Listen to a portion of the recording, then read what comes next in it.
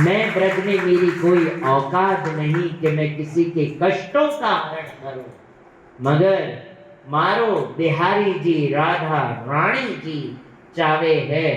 तो मैं यहाँ बैठी हूँ, और कल कष्टों का हरण भी बाकी बिहारी जी करेंगे। राधा आपने भगवान श्री कृष्ण या श्री राम जी की कथा का प्रचार प्रसार करने के लिए तो अनेकों भागवत कथा सुनी या होते हुए तो जरूर देखी होंगी,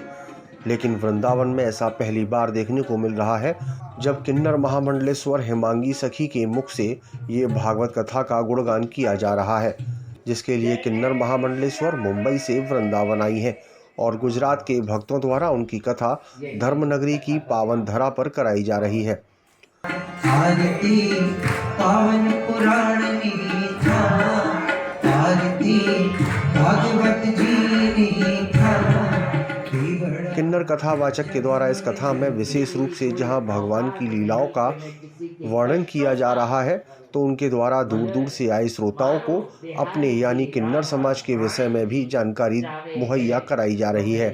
ताकि लोग ये भी जान सकें कि भगवान राम और श्री कृष्ण की कथाओं में किन्नरों का क्या स्थान है।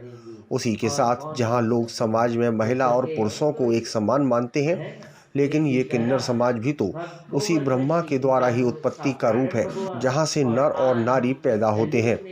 वैसे तो ब्रज में अनेकों बड़े बड़े भागवताचार्य और आचार्य मौजूद हैं, लेकिन उनकी कथाओं में भगवान की कथा तो सुनने को मिलती है, लेकिन समाज में तीसरा स्थान रखने वाले किन्नरों के जीवन के विषय में भी कथा सुनने के लिए गुजरात से आए विनोद पटेल सहित कई दर्जन गुजराती श्रोताओं के द्वारा ये भागवत सप्ताह कराई जा रही है। अपनी भागवत सप्ताह के विषय में बताते हुए किन्नर महामंडलेश्वर हेमांगी सखी कहती हैं कि इतिहास में ऐसा पहली बार हो रहा है कि किन्नर महामंडलेश्वर के द्वारा ब्रजभूमि वृंदावन में भागवत सप्ताह कही जा रही है, जो कि यहाँ गुजरात के आयोजकों द्वारा कराई जा रही है, जिसका उद्देश्य यही है कि वृंदावन में एक से एक बड़े भागवताचार्य हैं, मगर उनकी कथाओं में कहीं भी किसी भी स्थान पर किन्नरों के बखान नहीं होते हैं, उनकी उत्पत्ति के विषय में भी नहीं भी बताया जाता, जिसे लेकर उन्होंने कहा कि मैं ये अनुरोध करती हूँ कि वो भी अपनी कथाओं के दौरान किन्नरों की उत्पत्ति के विषय में अवश्य बताएं कि आखिर किन्नर भी तो उसी ब्रह्मा की संतान है। इस 7 दिन का भागवत सप्ताह ब्रजभूमि वृंदावन में ये एक हिस्ट्री है,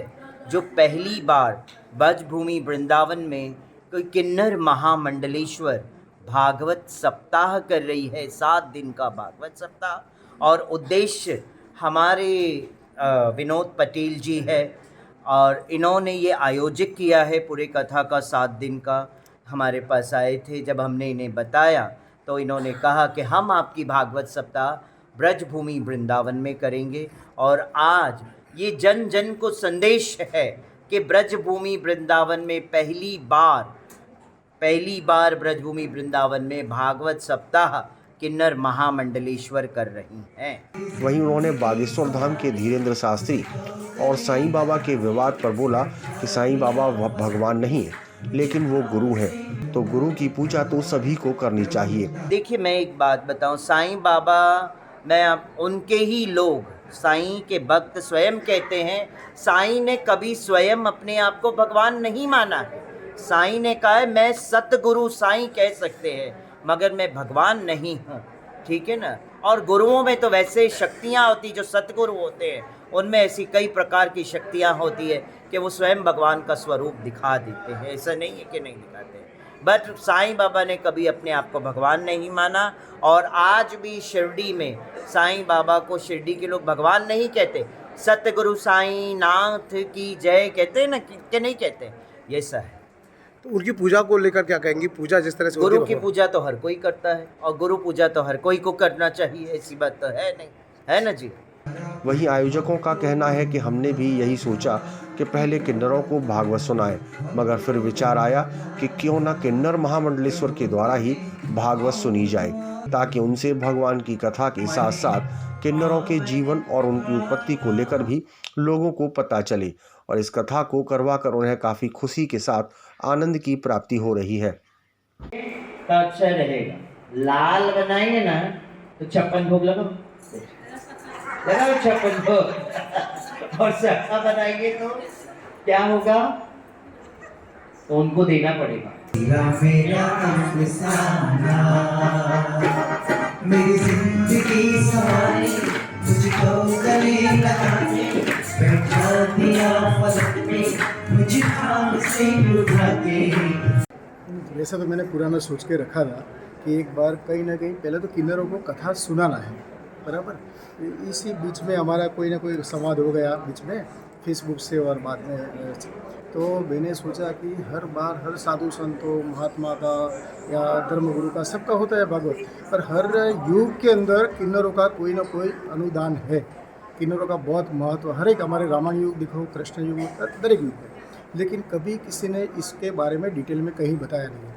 अभी अगर ये जानना है तो उसके लिए क्या करना चाहिए कि किन्नर में कोई अगर ठीक से है कथाकार तो उनसे कथा करवानी चाहिए। हमारा तो उनसे मुलाकात हो गया, उसी दिन पहली 10 मिनट में हमने तय कर दिया कि हम आपकी कथा कराएंगे, और वो तो उन्होंने बोला वृंदावन ठीक रहेगा। हमने बोला चलो वृंदावन, तो वृंदावन में हमने ये कथा रखा, और कुछ अलग जानने के लिए, और ये अपना